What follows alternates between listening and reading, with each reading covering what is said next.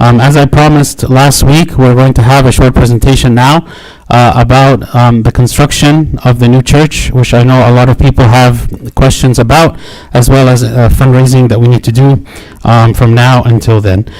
So, as many of you know, we own the land, the 7-acre property that's behind the church here. So right immediately behind us is a motel, and then behind that there's 7 acres of land which the church owns. And this will be the location for the new church, God willing, when we build. This picture you can see here, this is a 3D image that looks pretty that we can look at. It's a master plan of what we hope the site to look like in the end.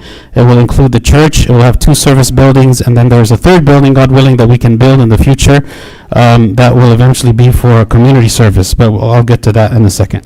So here's the property that we're currently on, 2.5 acres, and then here is the motel and the property where the church, God willing, will be built behind, right next to the neighborhood that is behind us. That is the plan. What are all the things that are going to be on the site? So there will be a church. The church will hold around 450 families. It might be a little bigger. We're not sure exactly yet. The fellowship hall, there will be one building that will be the fellowship hall and service building. So this will include things like a gym and sleeping quarters, so we can have people spend the night at church. This is one of the buildings, and the other building will be primarily for the youth academy, the Sunday school, and this will be the building that we build initially. The last time I know I gave a presentation about kind of the plans for what we're planning to do. We went back and forth on whether what is going to be the first building that we build when we move. We found that it's going to be the most economical and practical for us to build this building first, which will include the church, the youth academy classes, and a dining hall all in one building. Eventually, after that, we will build the final church. But the first step will be to build this phase 1 building. And this building will eventually be converted to be purely for youth academy.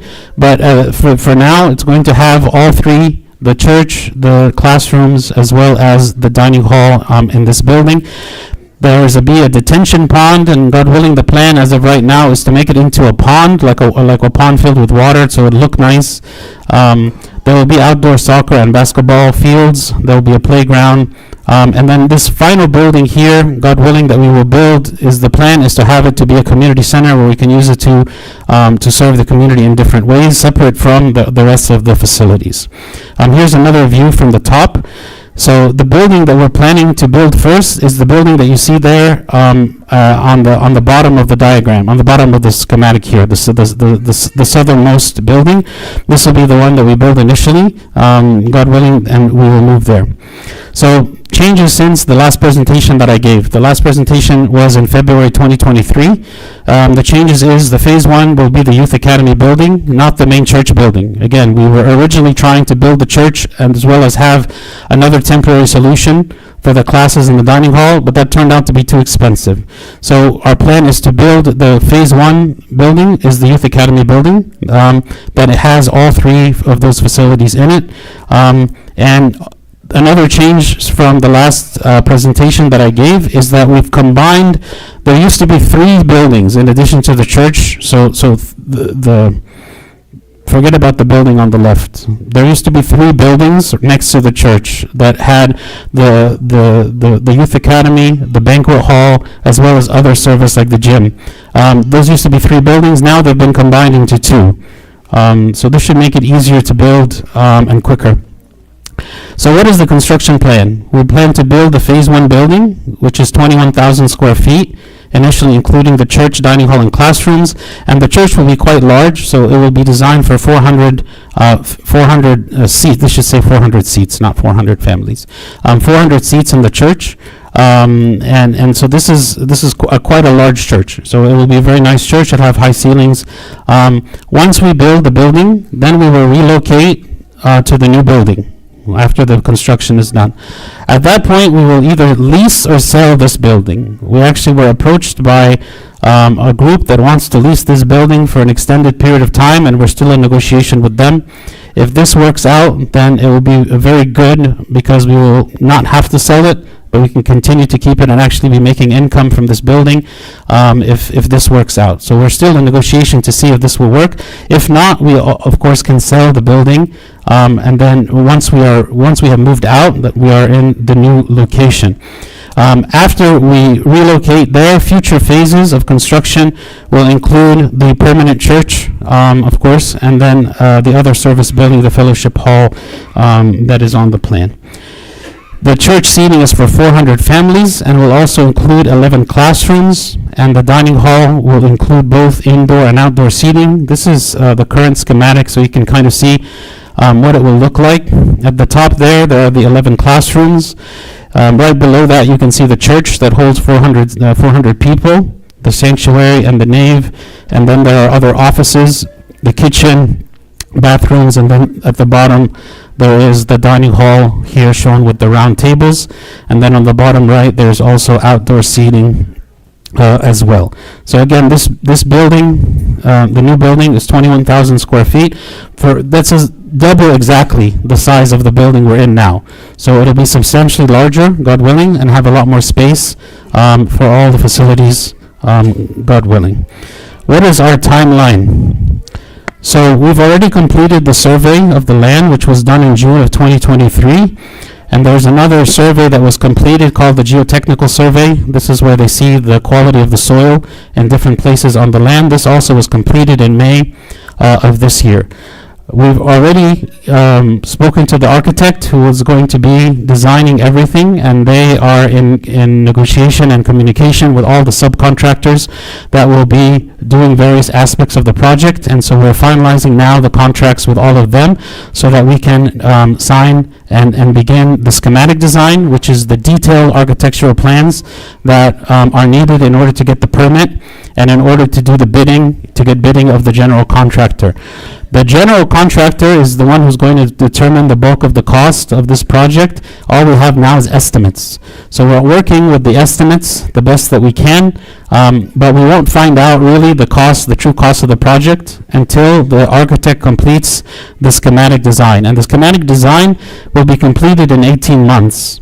And so by the end of next year, God willing, the plan will be that the schematic design is done by December of 2025, and then we can do the bidding and the permitting, so we can have that done by April of 2026, and the construction can begin, so we can move in May of 2027. This is the timeline, the goal that we have right now. So the current phase that we're in is waiting for the architect to complete the plans. As far as financing and donations, in 2023, last year, we had an average donation of about $71,000 per month. This actually had increased from $55,000 in 2021. So it was a very good increase of donations from 2021 to 2023. Our target was $80,000, but still we got a very good increase. So for the project viability, in order for us to be able to move forward with these plans and to have a safety margin, because again, all of the expenses that we are dealing with so far have been estimates, and as we all know, things get more expensive with time, and there's a lot of unforeseen expenses. So we're hoping that within the next 18 months, as we are waiting for the architects to finish the schematic design, that we can raise $1 million in addition to the normal tithes that we're already paying. So the tithes are paying the expenses of the building. We still need the tithes as has been going. But in addition to the tithes, we would like to have $1 million as a safety net, and also to account for increases in the budget, increases in the cost of materials, increases in labor from now until the time that the project is ready to begin. So how are we going to raise this money? So right now we have an estimated around 150 families in the church. And this includes single people, includes married people with kids. They're called giving units. So every family is just each person. If you're a family, that's one family. If you're single, then you're counted as a family. 150 families in the church. And so in order to raise this $1 million, there's different ways that we can get there. And so this is what we propose. But of course, everyone is free to do whatever it is that they want. But this is what we propose. We broke it up into 3 tiers. Tier 1 means that you're donating at an amount that will get us to the $1 million in 18 months. Tier 2 means that you're donating at half that amount. So that will get us to $500,000 in 18 months.